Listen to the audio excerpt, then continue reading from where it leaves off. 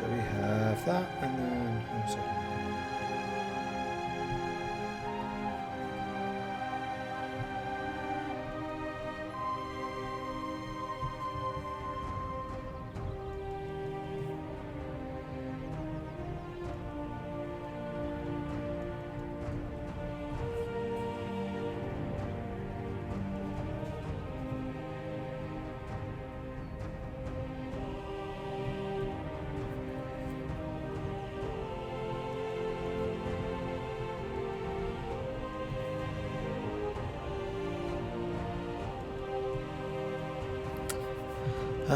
What's that called? That's called the Anbennar, isn't it?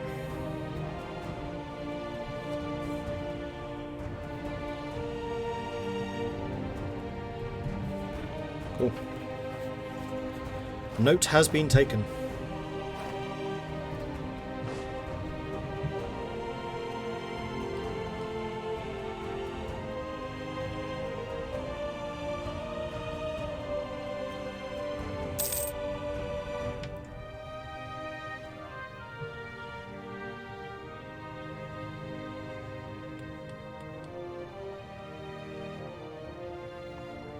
Meanwhile, Adenica has indeed pieced out Karuvia, and by the looks of things, taken only 5 provinces.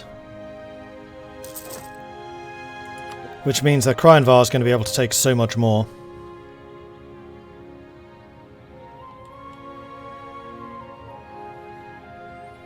Because Kryenvar is actually going to get virtually full occupation. The Thoranan's also trying it. Basically, the vultures are circling at this point. And they're almost certainly going to want to try and take this to block off Adenica and Marhold's joint area here. In fact, if Kryenvar takes this province and sticks a fort there, that's going to be really annoying for these two to reinforce each other. Or possibly even a fort here.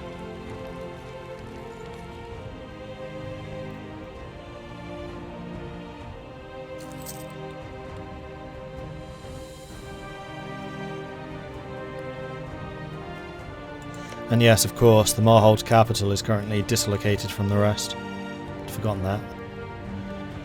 So Marhold is probably going to want some Revengi at some point, although they did get pretty horribly beaten up last session. Oh, we got blue flames. Varanra.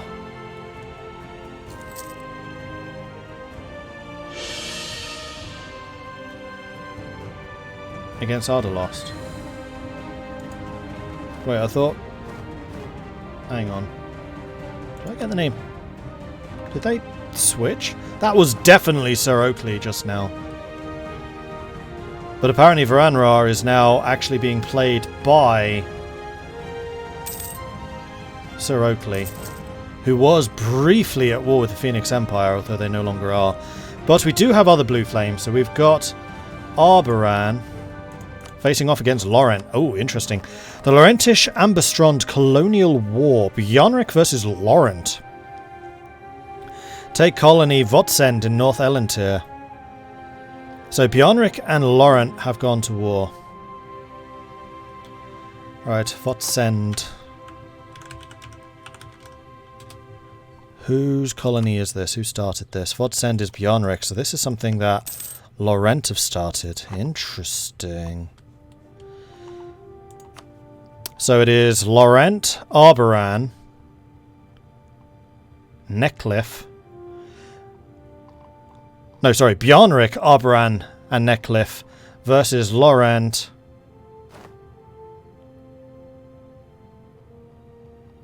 Vern. Lorent and Vern.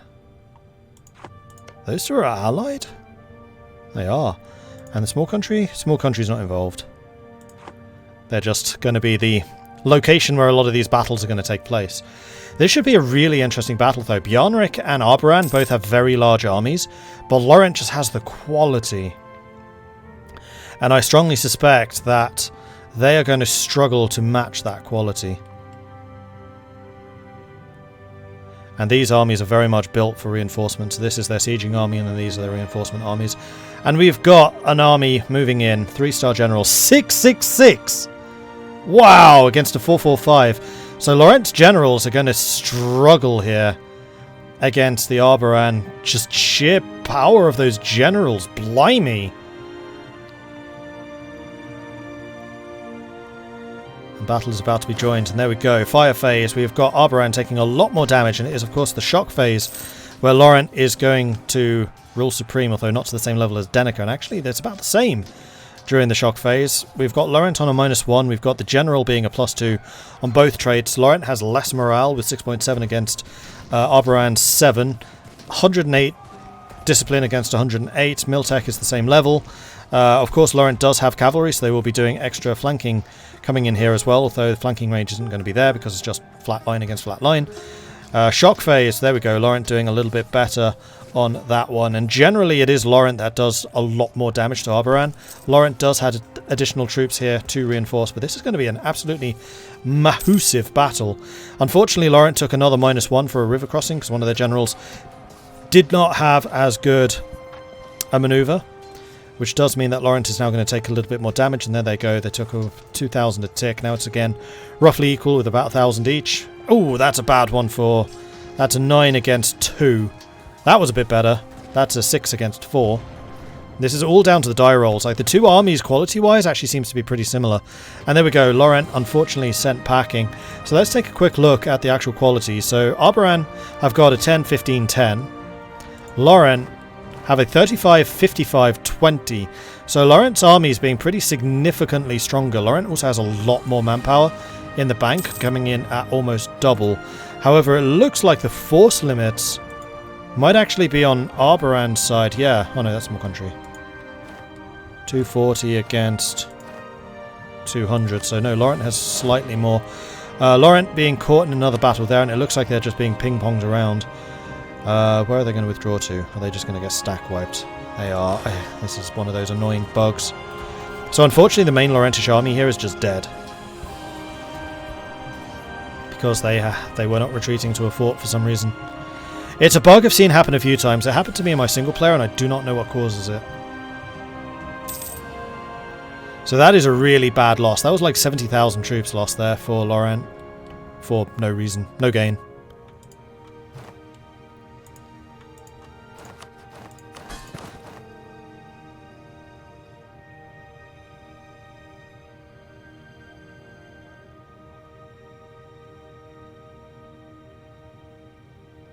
Fun, current single player, getting champion of the joust twice. One in 444, later in 222, if only could be a math together. The 222 leader was probably showing because it removes the bonuses, or it removes the...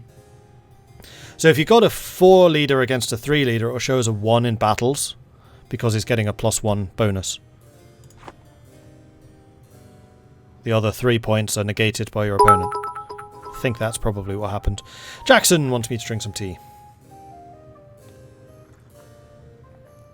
Sindrin, thank you very much for the bits. Hello, do you have time to hear about the good word of our Lord and Saviour?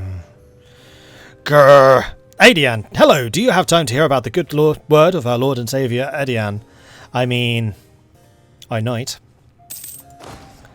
So we have got Vern now coming in against Bjarnrik. Bjarnrik throwing their troops in at a -2. Vern with excellent generals able to turn the tide. Vern has a mage general, 4864.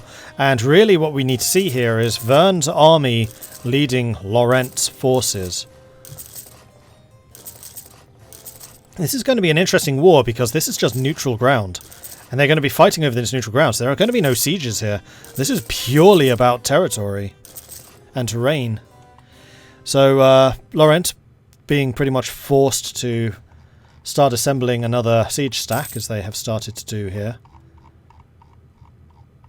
And then we have another battle here with Vern against Bjarnrik. This is going to be Vern taking the -2 forest and river crossing penalty, and being sent packing almost immediately by Bjarnrik. This is going to be all about maneuver. All about catching your opponents out in bad places. And a small country trying to keep their armies off to the side where they're not going to take attrition. Small country be like, where did all these big folk come from? Yes, exactly.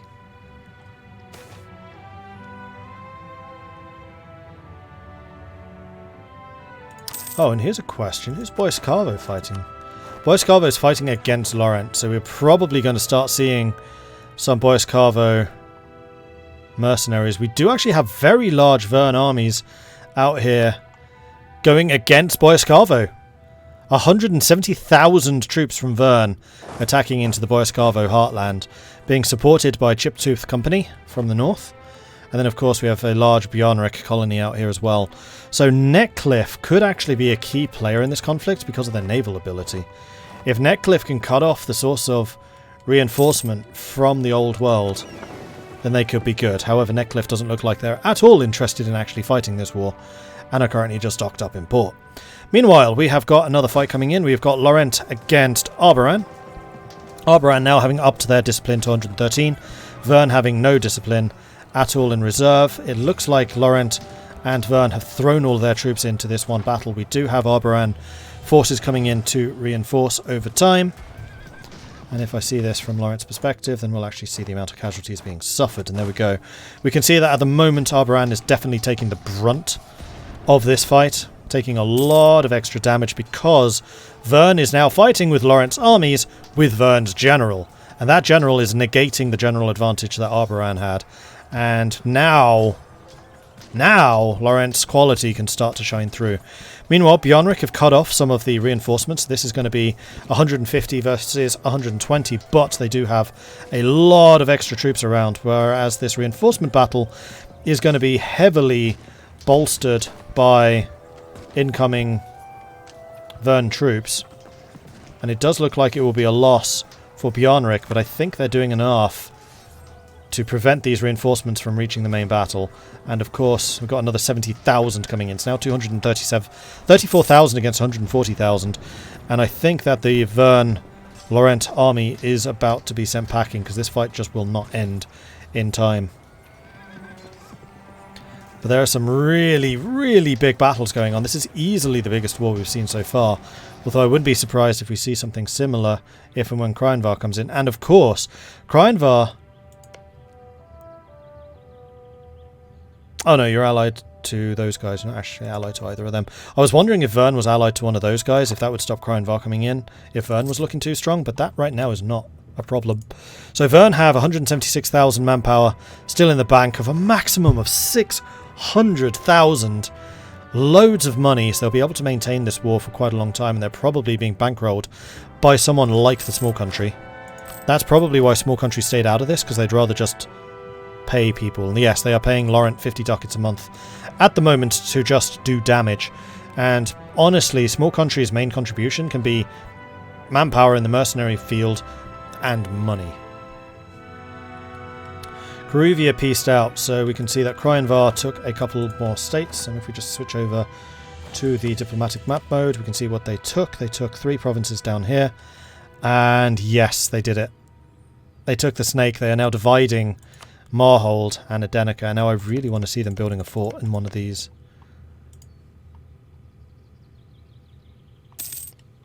In fact, put a fort here and here.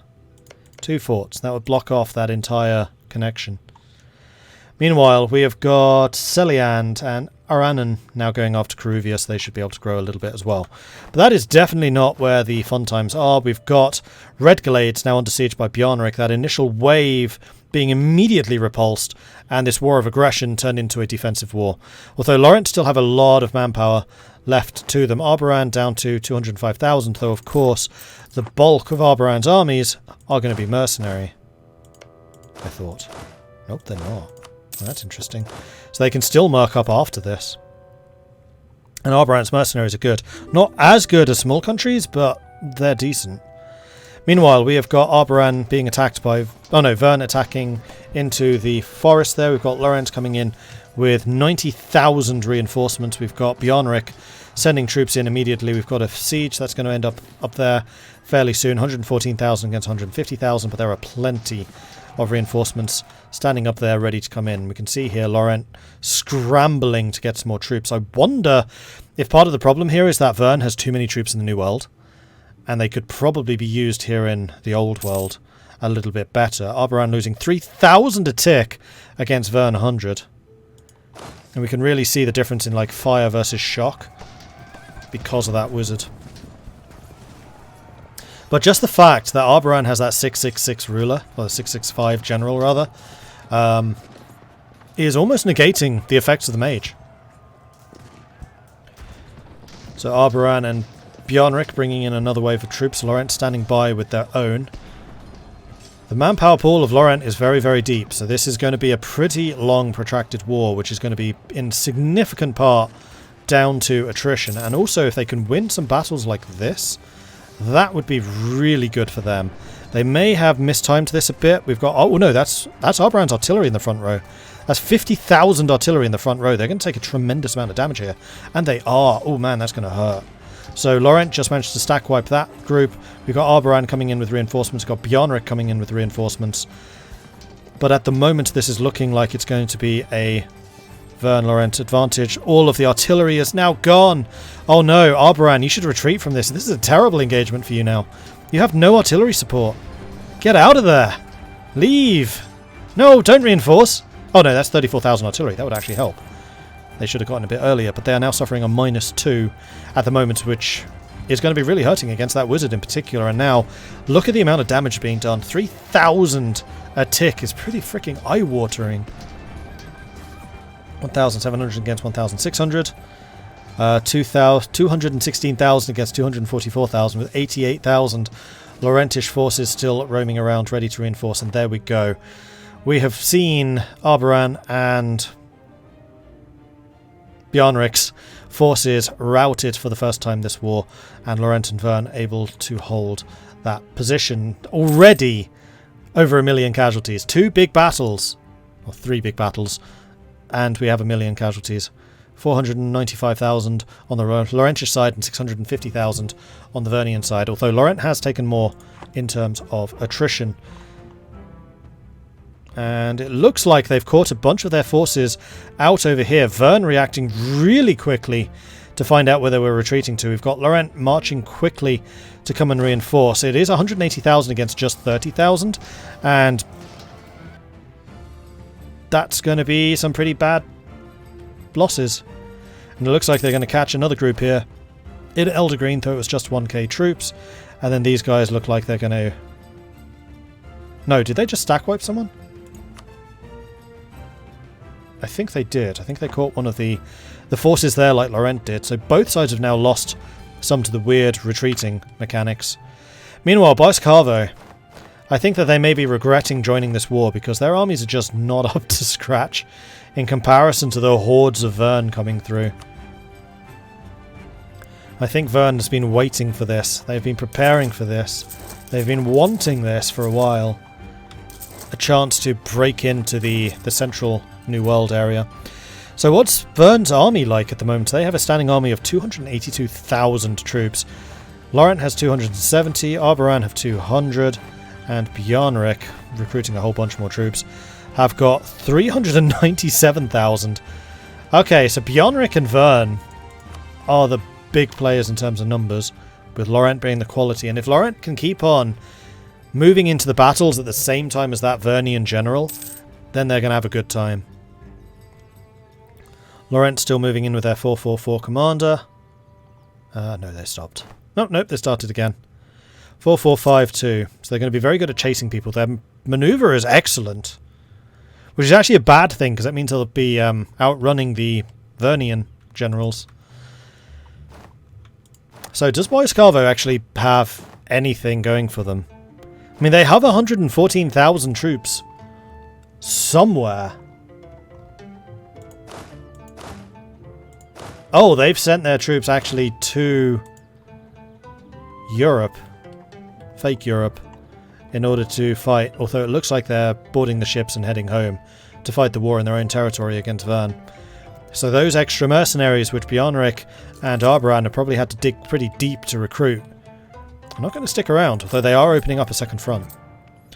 And they are getting 40 ducats a month at the moment from Jordland. Jordland probably concerned about the potential for Vern to be gaining a foothold here in the interior. And if Jordland were to declare war on Vern and then impose a naval blockade, that would have some pretty interesting implications, because even if Boiscavo did lose here, that's 180,000 troops, which are not going to be able to get to fake Europe to fight over there. Meanwhile, Lorent has started the siege once again of Arberand's territories. Bjornrik scrambling a little bit to get their armies together, and they are definitely forming some new units up there in the north. They're down to half of their manpower used. Bjornrik have also used half, 188,000. Lorent still sitting here, proud on 360,000. And Vern is down to 95,000. Vern's probably the one that's in the worst straits, manpower-wise. Although they have a lot of professionalism that they can tap into. Look at those generals. God damn it. If they needed to. So does Lorent. Arberand has none. And then Bjornrik has a bit. Yeah, this is going to have to be a war that Arberand and Bjornrik need to fight defensively. Coming down here and trying to attack into Lorent, I think, was a mistake. Force them to fight in your terms. Force them to fight on your defences. And we can see what Bjornrik took here. So they did actually take Fodomad, which is, I maintain, one of the best places to put a fort, and they do indeed have a level 4 fort there. Bjornrik coming in with some reinforcements. This also completely blocks off the mountainous caverns, which they can then take at their leisure, and almost blocks off Hypak. Although the truce with Small Country is going to end before the one with Bjornrik, so Small Country is going to have an opportunity to try and get in here into the juicy interior. And there we go, Bjornrik managed to rout the Redglade siege without any particular problems, although that's now 65,000 Bjornrik troops caught on the wrong front, should they wish to pursue this siege.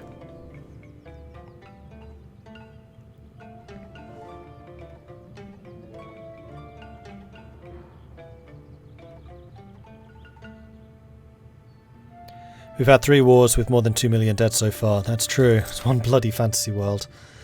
Welcome to E4 multiplayer, where the numbers just keep on going up.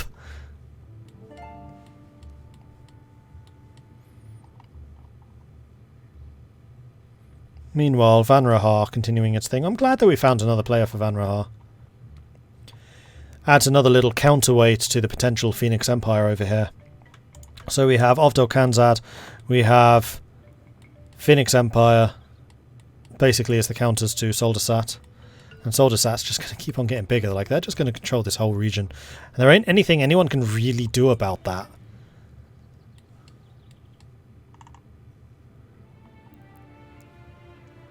It was too bad that the Ogres didn't really get going. Some proper wars, Ogres versus Lake Fed, would have been good. But I think the problem is the Ogres just never went for the Lake Federation. They were way too slow in taking down the Centaurs. Had it been the Centaurs from the previous game, I think that would have been more of a contest. Because they would have gone after the Lake Federation while the Lake Federation wasn't fully formed. As DDR Jake used to say, the number of dead is after all just a number. So that first fort has now fallen. They do have another one back here, and in fact this seems to be a pretty fortified border for some reason. I think more because they're concerned about the Small Country. And Small Country also has a number of forts over here too. Although I'm sad to say that they've not been upgrading their forts invisible. Come on, Small Country.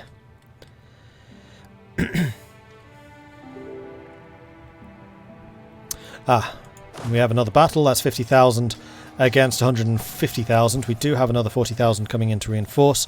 Backline took a little bit of damage there on the flanks from the cavalry swinging in. Front line's getting pretty buffeted, although I think that's actually Arberand coming in, isn't it? Not clear front line. It's too bad that it's grey, which looks just like the same as not having troops there. But it does look like Lorent is going to have a lot less troops here. Lorent is starting to move a couple of men forwards, but it does seem to be a little bit slow. 6.9 morale versus 6.8, so Vern's contribution to the morale numbers is at least going to be a bit higher. I do kind of wish this was the average morale as opposed to just the morale of that nation, because the morale of the individual units is still dependent on that nation's morale. Like, every unit has their own morale counter. 3.6, 3.1, 2.55, 2.1, 1.8, 1.5, 1.1, 0.5, 0.3, gone. and then the next unit moves in to take its place. So this number doesn't actually mean anything when there's multiple players present. Actually, on that note, who has better morale? You have 6.3. Oh, they've retreated, so we can't tell. We can see it from here. So 6.3 for Arberan. 6.6 for Bjornrik. 6.3 for Lorent. And 6.8 for Vern. So Vern does have the most. Arberan and Bjornrik have about the same, and then Lorent has the least. Meanwhile, we have got an even bigger war kicking off here. This is going to be Denica. Who is a Denica fighting? Oh, this is just the fake Everthil. Yeah. Fake war. This is just Adenica trying finally to take Elnor out. Meanwhile, we can see that Marhold has taken a chunk from Kugdir up there, starting to consolidate themselves a little bit more territory. Aranan has also expanded that much more, which is good to see. Everthil's in that war, Vern's doing that. Bjornrik and Cardia. Who's on Cardia?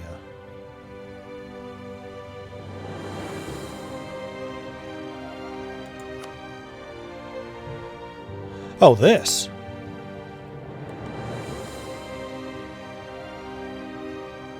Why is Red Centaur playing as Ancardia?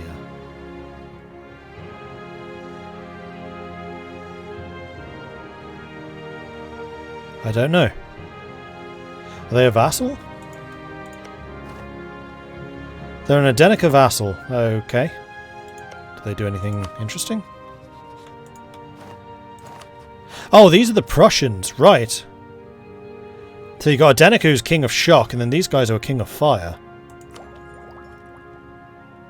Yeah, land leader fire +1, military free policies +1, land fire damage +10, army drill +25, discipline 5, army tradition decay -10, -1, military cost -10, troop numbers, development, and then fire damage received -20. Yeah, so you got the Kings of Shock and the Kings of Fire. So if they turn Ancardia into a march, that's going to be really, really terrifying. Yeah, I think he was them as well last session as well. You're not wrong. So it does look like Lorent has been kicked out of the forts again. Lorent being forced to pull back and lick their wounds. Now, what is happening in Bois Carvo? That's the real question. So we're starting to see Wyvern's Bay, which is also one of the other players. I thought. Oh no, it was Drake's Guard.